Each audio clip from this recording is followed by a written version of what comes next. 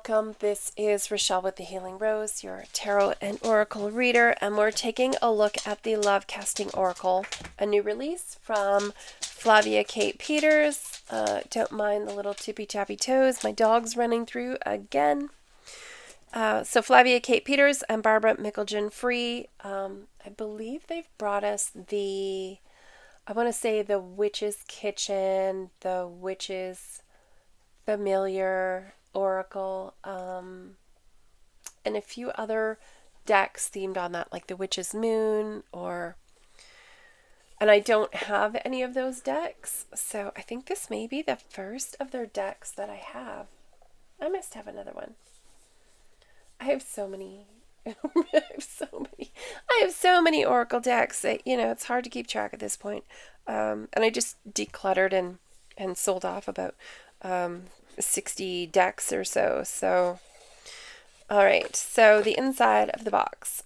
Love is the force that shapes destinies. It's gorgeous. And I'm in love with this raspberry color.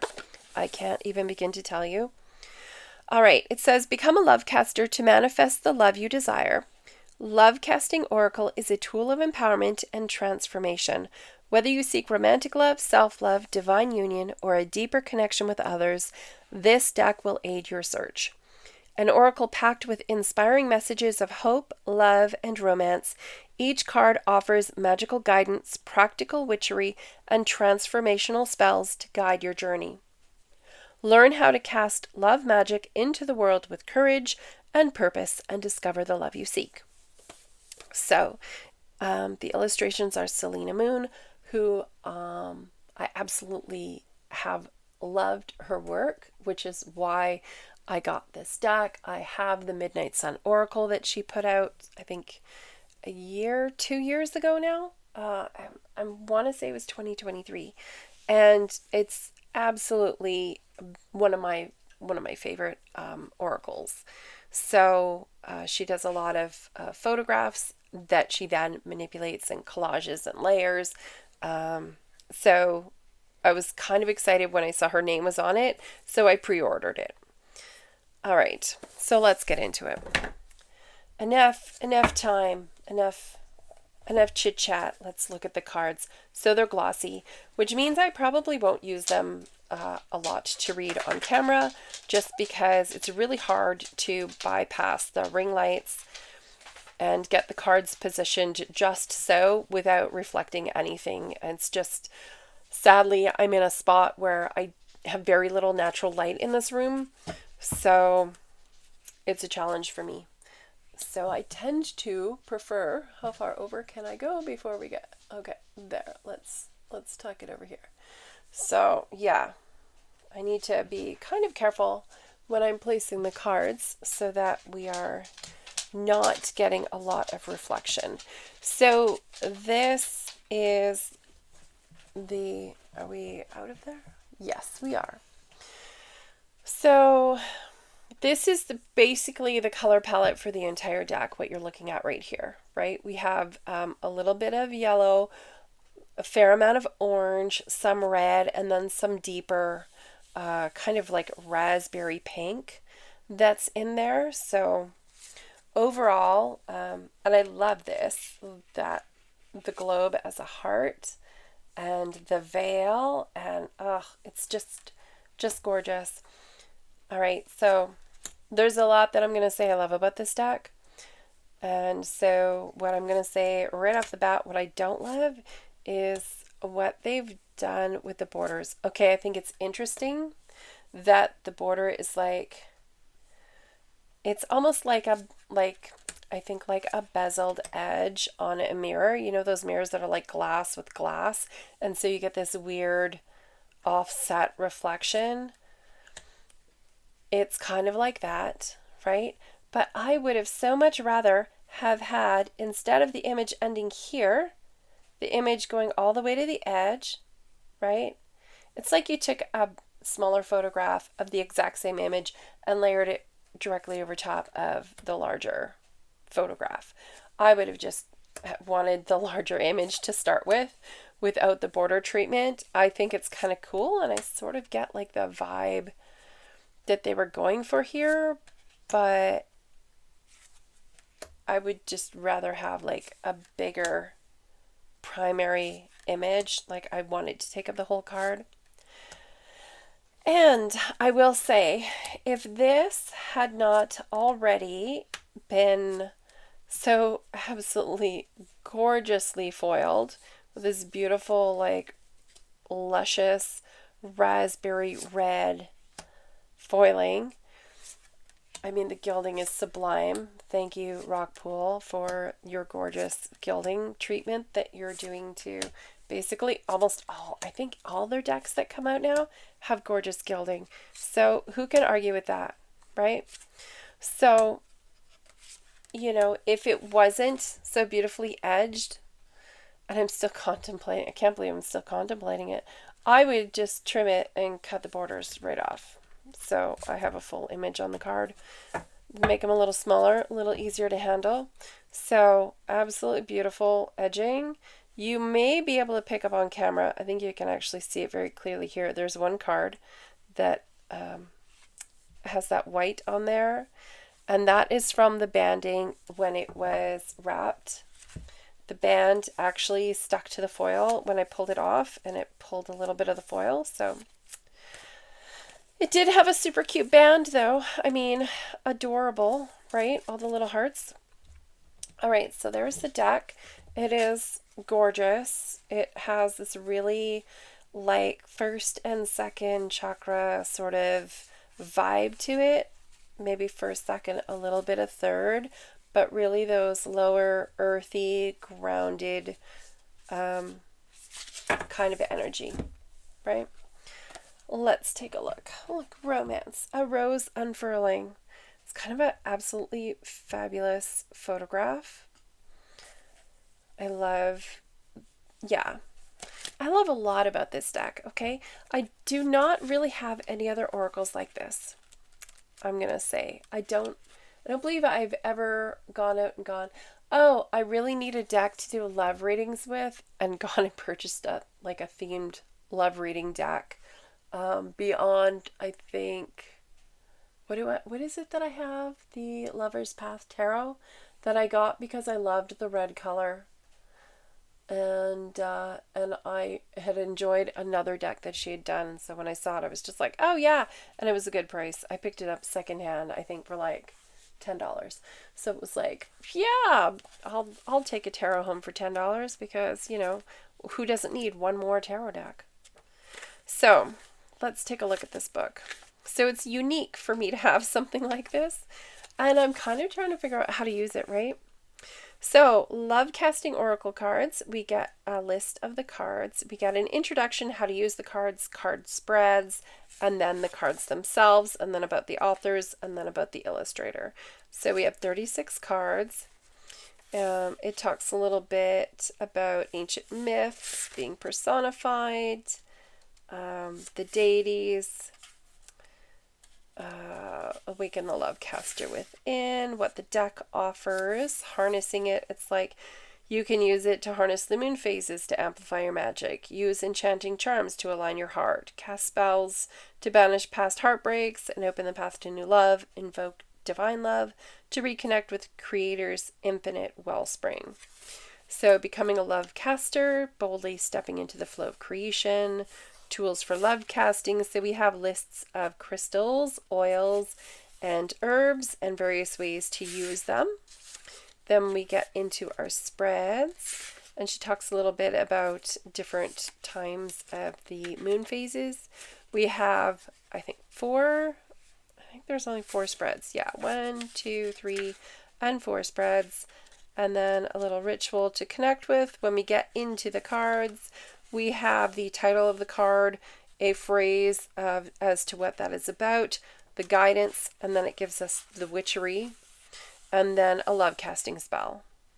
So, yeah, I think it's a solid little oracle. Now let's get into it. Shall we simply do the spread from the book? I tend to be really honest when I'm reading for myself, and the readings that I've done, I have not used the spread in the book. I've actually done the spreads more on more looking at how I would like to work on my own energy in regards to my relationship with other people, like in how I am allowing myself to connect with other people, that sort of thing. So I've been doing different spreads, not the ones in here, but let's just do our 3-card spread from the book. So it does shuffle quite nicely overall. That was super clunky, but that's because it was a side shuffle. And I haven't really bent the cards that way. So it has a nice ripple and bridge. It's quite smooth, and every time I do that, I end up with an extra bend in the cards. Overhand is easy and smooth. It's nice cardstock. I'm just sad that it's glossy because it just means I probably will use it very little on camera. Maybe just like at festivals when I'm doing readings, so, or in person with people. All right, so let's do the 3-card spread, which I believe is about I think it's something about like finding your path to love. If you're seeking love, which way are we going about things? Okay. So we'll do our 3 cards, and then we'll look to see in the book what the meanings of the positions are, and then we'll look up to see what it says about the cards. All right, so the first one is where you are, your current energy in love or relationships. The second is the obstacle, what's blocking your progress or growth. And the third card is the way forward, the path or action to align with your desires. All right, so they are numbered. Oh, I can't tell you how much I love that. I've had a couple of oracles lately that I've been working with that aren't numbered and they aren't alphabetical, and it just like, it's like hitting my head against the wall to sit and use it and learn the book. Like, it's very frustrating. So I'm very grateful we have numbers, and so I don't need to worry about remembering where things are or having to look up page numbers. All right, betrayal. Where you're starting at, your attitude right now, your current energy in love or relationship. Betrayal is a venomous wound that can pierce your soul, but within it lies the alchemy of transformation. Lilith, the Dark Mother and First Woman, is a fierce beacon of defiance and sovereignty. Cast out for refusing to bow to another's will, her story is liberation through pain and strength born from shadows. She is the serpent coiled in the heart of betrayal, turning venom into an elixir of wisdom and power. This card summons her energy to guide you through the storm of betrayal. She whispers that betrayal does not define you, but rather reveals the truth of others and sharpens the edge of your strength. Like the serpent shedding its skin, you can shed the pain, emerging anew with clarity and sovereignty. When betrayal strikes, it feels as though the earth beneath you is crumbling, yet Lilith, with her fiery gaze and unyielding spirit, reminds you that this upheaval is not your end, but the spark of your rebirth. Let the venom of treachery fuel your transformation, for the actions of others cannot cage your spirit. You are free to heal, rise, and stand tall in the radiant truth of who you are. May you embrace your rebirth, guided by the serpent's wisdom and the shadows of Lilith's power. You are not bound by betrayal. You are a force of resilience ready to reclaim your sovereignty. So that's where you are in your current energy. So all about reclamation, finding your own queen energy, and moving forward, right? Not letting somebody else dictate what should make you happy and how you should feel, and etc. All right, so what's blocking your progress or growth? Material love, obsession. Oh, that's interesting. The allure of glittering possessions and the thrill of acquisition may momentarily fill a void, but beware of the spell cast by material obsession. Pursuing wealth and luxury can become a hollow enchantment that binds you to a cycle of fleeting satisfaction and illusion. While the treasures of this world may gleam brightly, they are powerless to nourish the depths of your spirit. Do not let the pursuit of money or status become your master, for true power cannot be bought. Instead, turn your gaze inward and ask what you are yearning for, what sacred space within you needs to be filled. Perhaps it is time to invest your energy not only in possessions, but also in yourself. Pour your focus into your spiritual growth, emotional healing, and the relationships that bring true richness to your life. Divine love becomes the most precious treasure of all when woven into your heart. Let this be your magic, to honor your essence, heal what feels empty, and channel your energy into what truly matters. Your worth is not measured by what you own, but by the light you radiate, the wisdom you embody, and the love you share. Reclaim your power and rise above the illusion of material obsession, for your soul's magic is priceless. All right. So, card number 3 is the way forward, the path or action to align with your desires. All right. So, all right. 20. Let's find it. 18, 19, 20. There we go. Okay. So, Queen Maeve's enchantment. Right? Here we are with that queen energy. The sovereignty has already been mentioned a couple of times, right? So I feel like that's really important. Just standing in your own power and not being worried about what other people are thinking or doing, or don't let anybody else tell you how to behave. When Queen Maeve, the Irish goddess of war, passion, and sovereignty, beckons, her allure is impossible to resist. She embodies untamed desire and unrelenting power, her fiery hair and piercing gaze daring you to awaken the wild sensual magic within. Maeve's presence is hypnotic, drawing you into her realm of intoxicating beauty and unyielding strength where emotions blaze like sacred fire, capable of igniting love and chaos. Maeve teaches you to embrace your seductive power, not as a weapon of manipulation, but as a force of confidence and allure.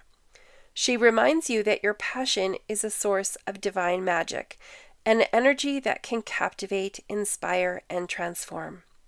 Conversely, she warns against allowing indulgence to become recklessness, wanton behavior, and overindulgence, which may lead to shame or undoing. The path of seduction is not a spiral into chaos, but a dance of balance, where you control your desires rather than letting them control you. It's time to claim your sensual sovereignty, wielding your allure with grace and intent. Look into the Gothic mirror of your soul and ask whether your passions are aligned with your spirit's truth or are consuming you. Queen Maeve offers her wisdom to guide you in transforming your desires into a source of empowerment, not destruction. So I love that, right? Even if you've been unhappy, maybe there's been heartbreak, maybe there's been betrayal, maybe there's just other people trying to micromanage and control your behavior, your outlook, your responses, right? We have these powerful figures here, and everything's really saying step into your own power, step into your authority, step into your own majesty, and allow yourself to really shift instead of what I want, what I need, what I must have, right? Instead of that obsessive, acquisitive mindset, instead moving into enchantment and seduction, and allow things to come to you in a way where you're not having to put the effort in. It's not about chasing, right? It's about drawing things to you. It's about standing in your power, doing what's right for you, and allowing your energy to be magnetic, to be regal, and just enchanting, so that you're drawing to you that which you desire. I love it. So it's really interesting. It's been really interesting to work with this oracle, right? I've just not had an oracle like this before, because I've thought, well, it's not necessarily relevant for me for my personal life, where I'm, looking to find love, or I'm looking to deal with whatever. You know, and I've always just used the tarot. Like, my preference for tarot is to just do, you know, my energy, their energy, and the energy that lies between us, right? So relationship spread. Where I'm at on this issue, where they're at on the issue, and where we can find common ground.